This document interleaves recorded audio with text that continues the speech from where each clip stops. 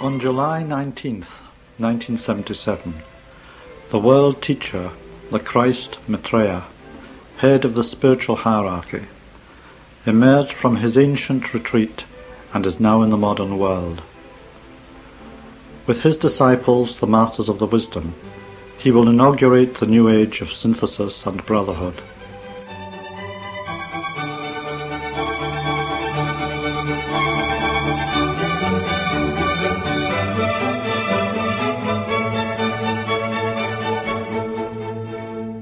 Good morning and welcome to our World Teacher Program on Wellington's Access Radio 106.1 FM. Presented by Teresa and David on behalf of Share International New Zealand. The work of Charles Eisenstein will be familiar to readers of Share International, as we have published a number of articles by him. His book, Climate, A New Story, was released in September 2018. Even the title issues a challenge to current thinking and indicates that we may need to widen the lens setting and see the bigger picture in our search for solutions. Felicity Eliot interviewed him for Share International.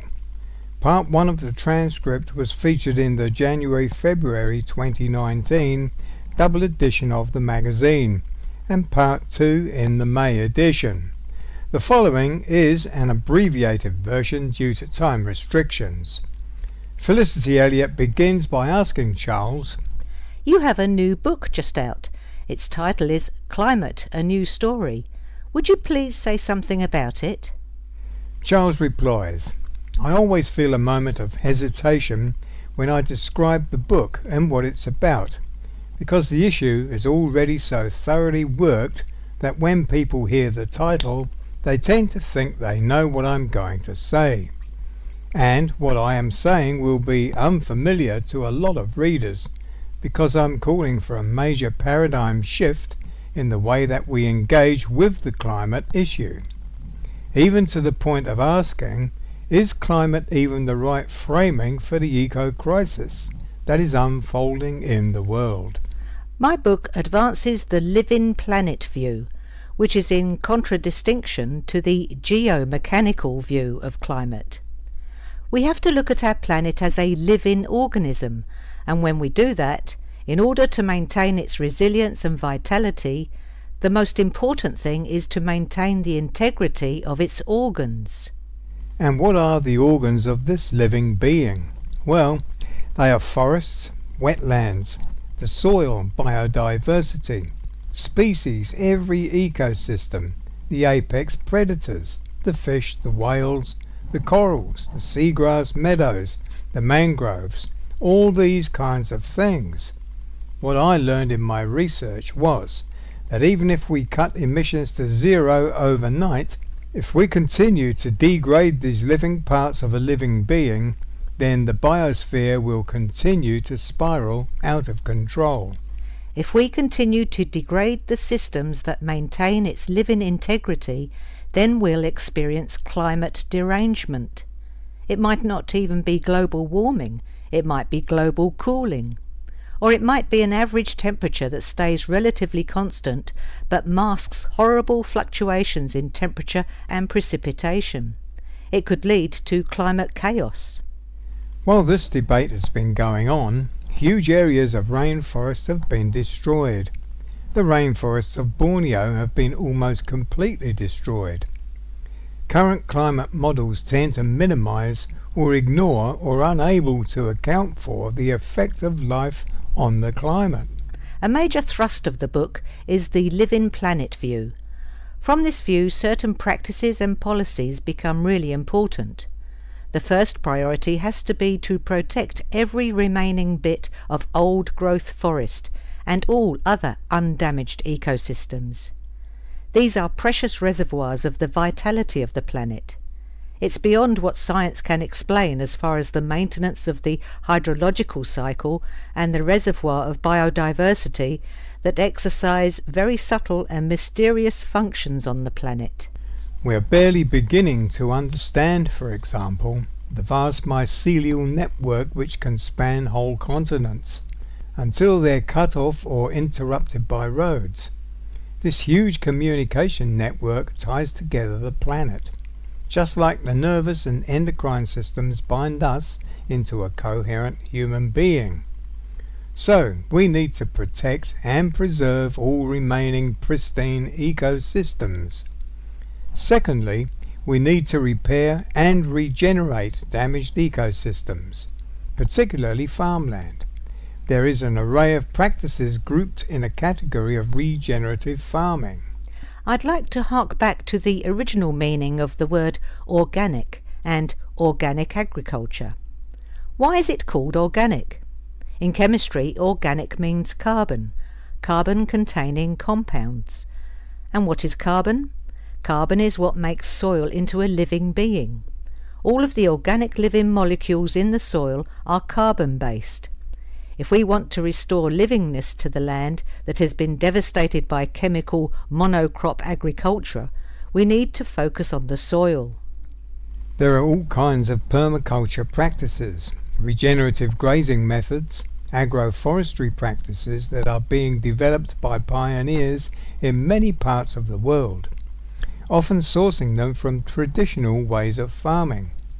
These methods have always taken care of the soil. That's a close second priority to preservation of pristine forests. Felicity then says, as I'm listening to you, I keep thinking about other dominant structures, like our economic and political systems, like our mindset and value systems. They have a very negative effect on the planet, the climate and ecosystems. The profit motive drives much of the destruction of our environment. It looks as if all of the structures all have to change, and all at the same time, in order to make the urgent shift needed to restore and save our planet. Charles replies, quite right. They do all need to change at the same time. You mentioned economics and politics. All of our systems are built around resource stripping, extraction and exploitation of the natural world, even down to the metaphysical level where we see matter outside of ourselves as just a bunch of generic protons, neutrons and electrons. I like to look at the environmental crisis as a kind of initiation into a completely different relationship between humanity and the rest of life. I'd like to qualify that by saying what we're talking about is for modern civilized humanity. This is not new for humans historically. We have a very ancient relationship with Earth. Felicity, I know from your work, and it's also our view too, that you are very aware of an alienation and separation at the basis of our current and dominant civilization. Charles, and one aspect of that alienation is to see matter and all the rest of life as being less a full being, without the qualities of a self, without consciousness, intelligence, without desire or purpose or a destiny that it's moving towards fulfilling. Then, of course, we want to stamp our own design, intelligence and purpose onto it. That story of the world underlies most of our systems, most particularly the economic system. Even if we have a change of consciousness and no longer want to live in a way which degrades the rest of life, our economic system nearly compels us to do that. I have a chapter in the book about that. I also wrote a book devoted to this called Sacred Economics, which is basically asking the question, what would a money system, an economic system, look like if it were aligned with co-creative service to all life? Really, it comes down to claiming our purpose here, both as a species and as individuals. The climate crisis invites us to ask that question. Why are we here? The story of separation, the mythology that we've lived in, says that on one level it is just to survive. That is, we're programmed by our genes to maximize reproductive self-interest, etc., etc. That's obsolete biology, but the idea is still around. It was also said that we're here to become the lords and masters of creation, to ascend above nature, to harness natural forces. Perhaps that was a guiding purpose for a certain stage of development, but that is no longer resonant for most people. So we have to ask ourselves, what is our purpose? And what kind of world do we want to be part of? We can reclaim the word spiritual. A useful way to use the word is to see it in terms of the qualitative realm, that is, things that we can't measure. That distinguishes it from science because science is fundamentally the study of what we can measure. The idea that everything can be measured, corresponds to a number, is one of the foundational ideologies of science. It is a metaphysical, unprovable ideology. And we have expanded vastly our ability to measure, thinking that perhaps if we can minutely measure electrochemical states of the brain and body, we could even define love.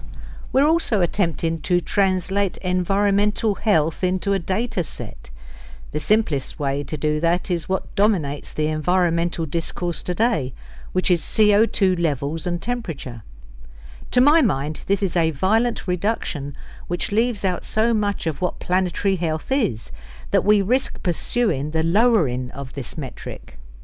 In other words, we are defining health by this metric while ignoring all of these other aspects of health that we don't know how to measure, or that we don't bother to measure, or that we can't measure.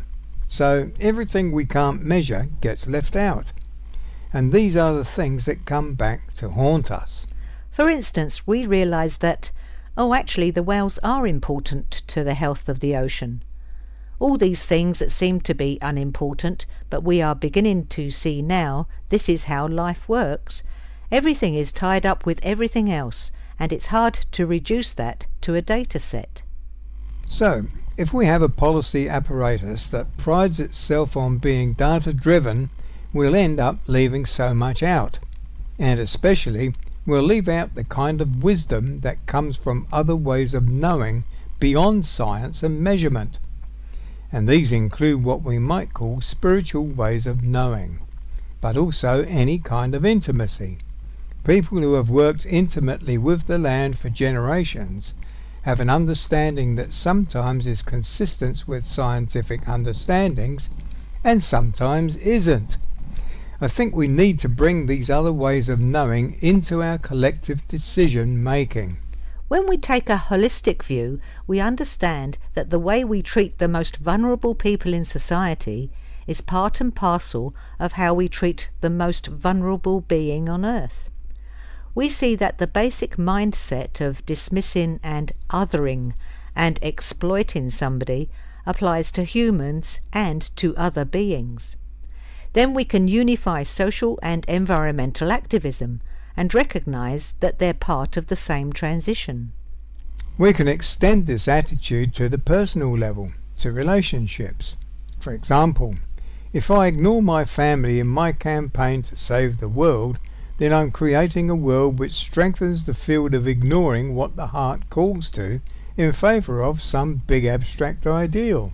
And if we embrace the causality of morphic resonance, which says that any change that happens in one place creates a field of change that makes the same change more easily happen elsewhere, so that any act of kindness generates a field of kindness, and so forth. You know, when I talk about the old story or the story of separation, part of that is an experience of life and mindset where everyone is out for themselves, so I'd better maximize my own security, my own power, my own control over the world, because this is not a friendly world. This is a hostile and at best an indifferent world, where we're all separate and each person is in it for themselves. Look what happens when you apply that mindset to, say, immigration or to geopolitics or to war. Pretty soon you're droning people, stripping their countries of resources, and then when they can't live there anymore and want to immigrate, then you build a wall and try to stop them. The whole thing is coming from this basic perception of separation. So we can be walking anomalies to that old story. In every interaction we can give people an experience that runs counter to that story, that says it is not a hostile universe. It is not true that everybody's in it for themselves. that says we're in this together, that the universe runs on love and generosity. I'll speak for myself here. Every time that I witness or experience generosity or unconditional love, then it relaxes me to do the same. And if enough of us do that, then the foundation of all the systems of separation begins to crumble.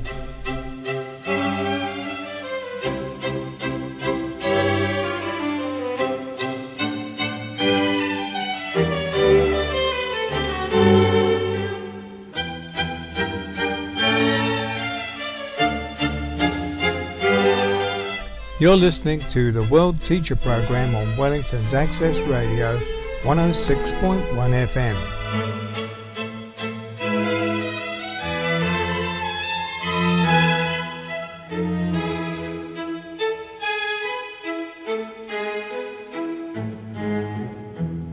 Felicity then says, in fact they're already crumbling, aren't they? For so long we've labelled as alternative this new way of thinking and being, and for decades, perhaps since the 1980s, it has been laughed at.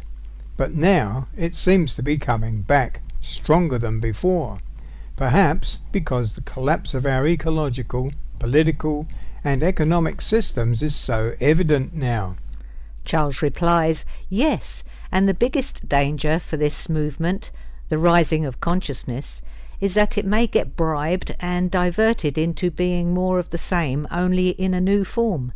And the way that happens is through tempting you to find somebody to hate. So whereas in the past people might have directed their hate and separation at racial minorities, now it is towards white supremacists, or people who deny climate change, or the corporatocracy. Basically what we're talking about is a war mentality. Felicity, as you know, our name is Share International, with share referring to the need, as we see it, to redistribute the world's resources, technology, scientific knowledge, the raw material, food and so on. We also look at how this could be achieved.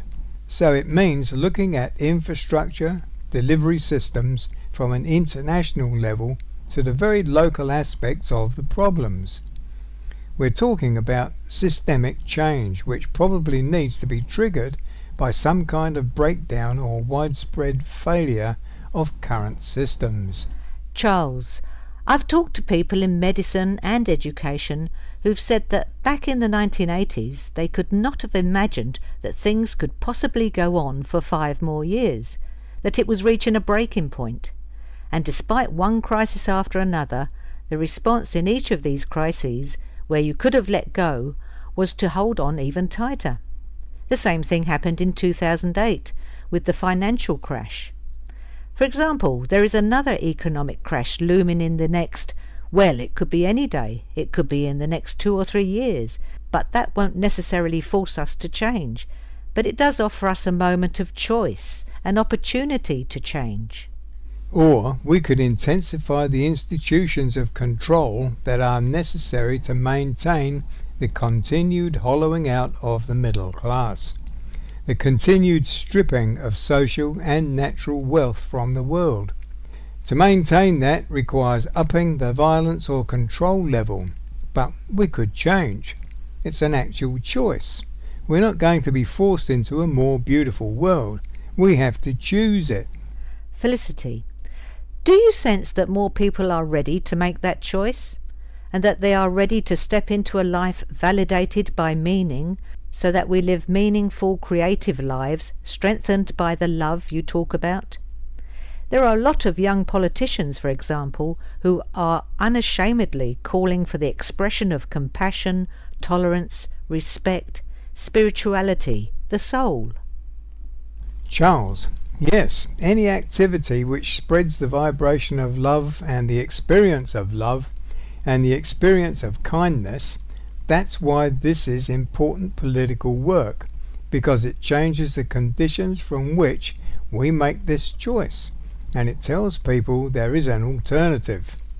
Any experience of community, of generosity, where people are taking care of each other, any experience of our divine nature, says the world we've been offered as normal is unacceptable, and we do not have to choose that. On the other hand, invocations of compassion and so forth in politics, for instance, can fall into the category of the spiritual, as separate from the economic, the material, and so on. So it often means we're going to keep this world-destroying machine going, but within that we're going to be nicer to each other. Felicity, yes, we can use all sorts of wonderful words and ideas, but unless we actually make the changes so that people are not starving, then the real change simply doesn't happen. Charles, the maldistribution of food follows the maldistribution of money, and that is baked into the financial cake. Because of the way that money is created in the system as interest-bearing debt. So that's fundamentally what has to change. We have to change the way that money is created and circulated. Felicity, of course the men of money aren't going to give up very easily, are they? Charles, some of them will give it up. This is part of the choice and change that we are talking about. The choice that they will have to make mirrors the choice that we all have to make. There will be a sacrifice. That is the guardian at the threshold of the new world. In any true gift there's always a sacrifice.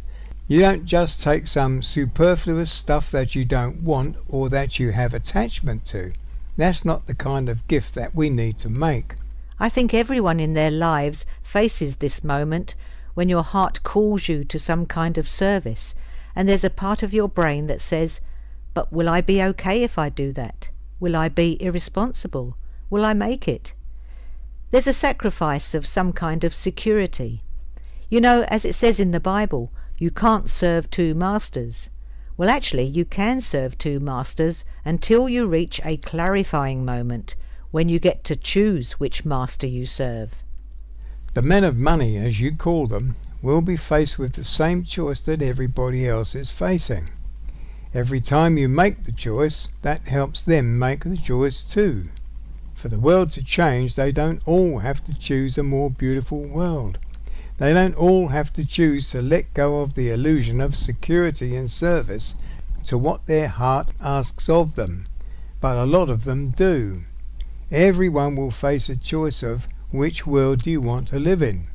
Felicity, I'm wondering how it would be possible to bring together the band of activists around the world.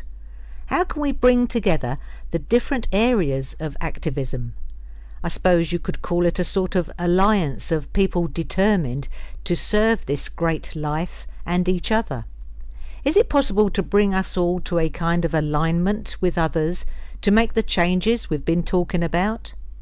Charles, people talk about online platforms, hubs, things like that to unite us. But I think that the uniting is happening already in ways far more subtle than anything we can devise in that way.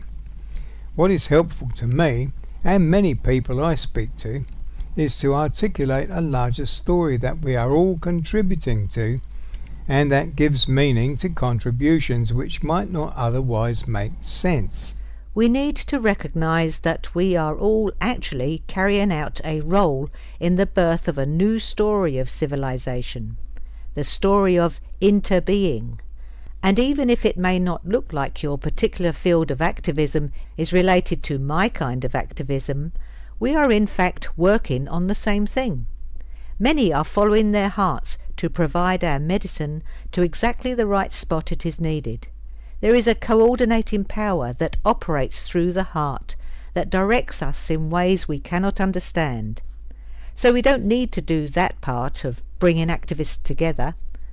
A unifying message is taking shape that helps us to recognise our allies in activism across vast distances.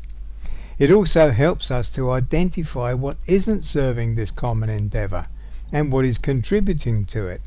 It looks like there's so much despair and that those in power will never let go, and it seems as if things are getting worse and worse. I'm familiar with all those narratives and all the evidence, and at the same time I'm also encompassing data points, such as the woman on YouTube who is healed from a stage 4 cancer with multiple organ failure and in a coma. She had a spiritual experience and within days pulled all the tubes out and walked out of the hospital. That kind of stuff happens. Probably most people have things like that happen to them, like an anomalous healing, spiritual experiences, amazing synchronicities. You could dismiss these things as coincidence, but if we're going to have an accurate operating system as agents of change in the world, we have to encompass all of this. You have to encompass the worst horror and the most beautiful sublime bliss. And when I can encompass all of it, when I can embrace all of it, then I am much more able to understand that I and the human species have been born for some reason, that Gaia did not make some mistake in giving birth to humanity. There is an incomprehensible intelligence at work here on every level, from the species to the planetary, all the way down to the individual level. For more information, visit charleseisenstein.org. And that's our program for today. If you have any questions or would like to know more about the World Teacher, Maitreya, and the Masters of Wisdom, please call us on 06 3646 101. That's 06 3646 101. Or visit the website share-international.org, where you'll find more information on the various aspects of the emergence. To inquire about Share International magazine subscriptions, books by Benjamin Creme, or our monthly free of charge newsletter, which contains extracts from the current Share International magazine, the number is 04234 1133. That number again is 04234 1133, or write to P.O. Box 9576 Wellington.